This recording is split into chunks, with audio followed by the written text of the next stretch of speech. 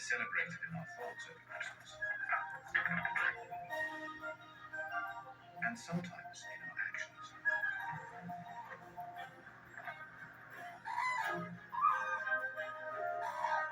It wouldn't be Christmas without robins, donkeys,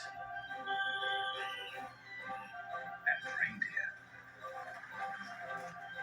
They're every bit as much a part of Christmas as the Nativity and the Christmas turkey.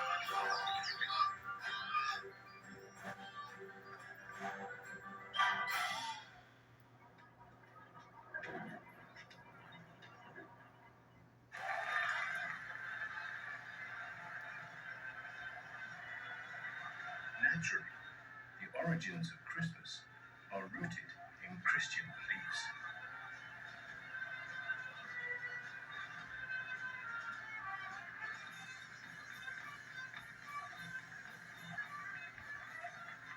To the Spanish, Happy Christmas becomes Feliz Navidad and is celebrated by Catholics with dramatic parades and floats that tell the story of the birth of Christ.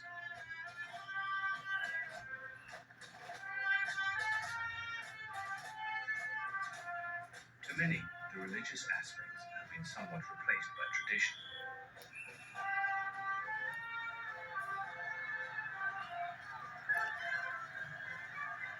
But Christmas remains a time of reflecting and giving thanks. Enjoying time with friends and family. Giving gifts as tokens of affection.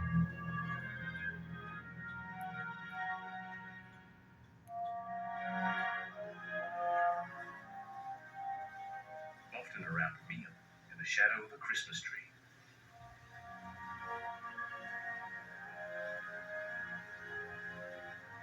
And warmed by a log fire.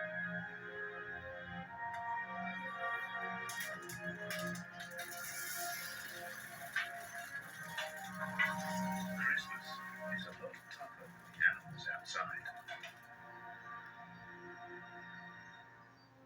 Struggling to make it through winter.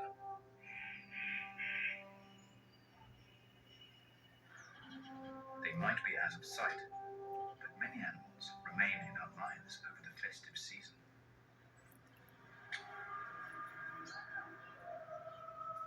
Christmas tradition, symbolism, and history are full of characters from the natural world. Even the original Christmas story features some cherished animal characters.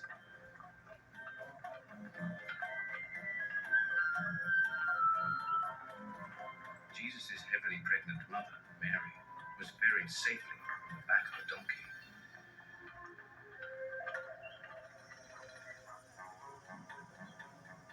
Some say that it's because it bore Jesus either to his birth in Bethlehem or for carrying Jesus into Jerusalem that the donkey became marked permanently with the sign of the cross, a cross-shaped marking of dark fur across its shoulders.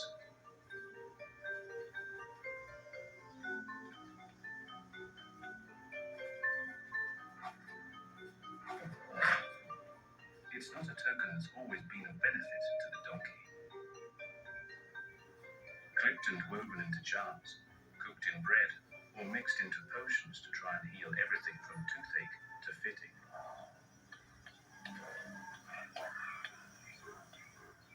Children with whooping cough were once passed 3 times under a donkey to cast out their affliction.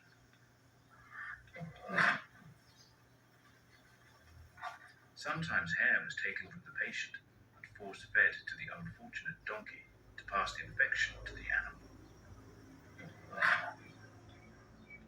Donkeys were domesticated over 5,000 years ago and are used as working animals all over the world.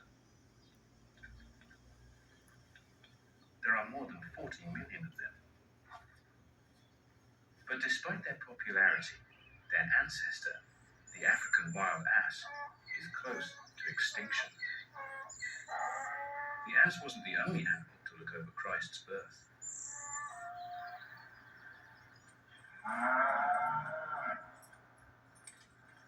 Oxen provided a gentle lowing, not the most obvious lullaby.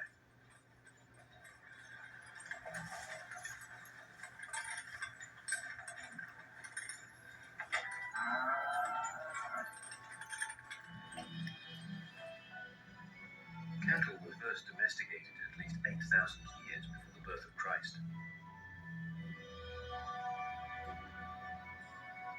Their ancestors were stocky, powerful wild buffalo known as aurochs that roamed across Europe, North Africa, and Asia.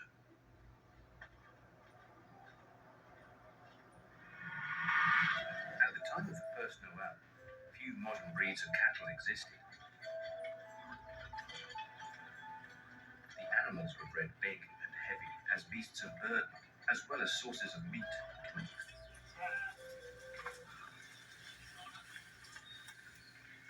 At that time, they would have been a common sight on roads and meadows.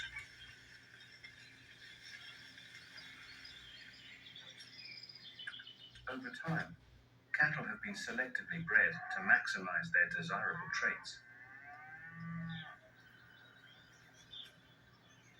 Some are heavy and bred for beef, while others are better milk producers. More than 1,000 breeds exist today.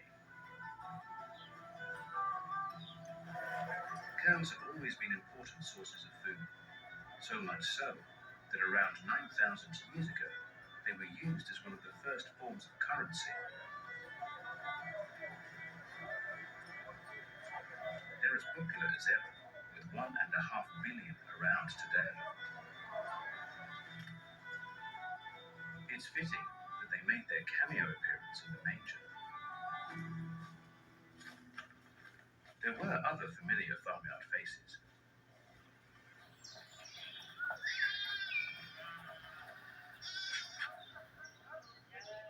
Shepherds watching over their flocks were alerted to the birth by an unusually bright star.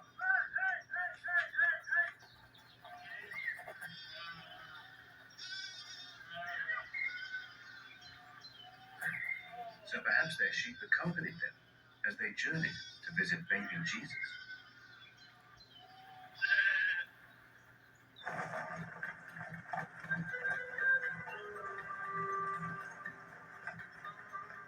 And the three wise men, guided by the star, were carried by camels.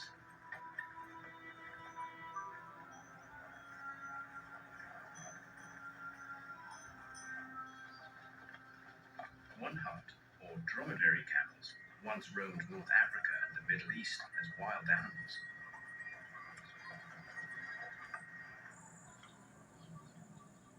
Around 4,000 years ago, they were domesticated.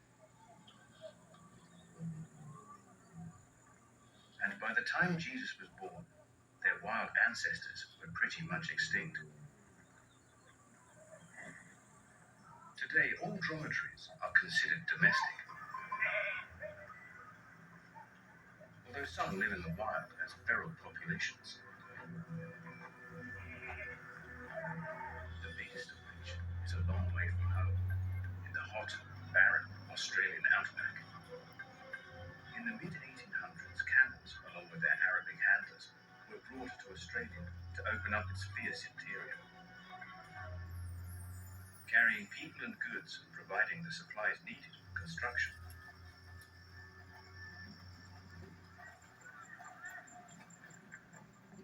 Once the outback was opened up through the construction of roads and a network of infrastructure, the camels were replaced by cars and turfed out into the desert. They thrive in the outback.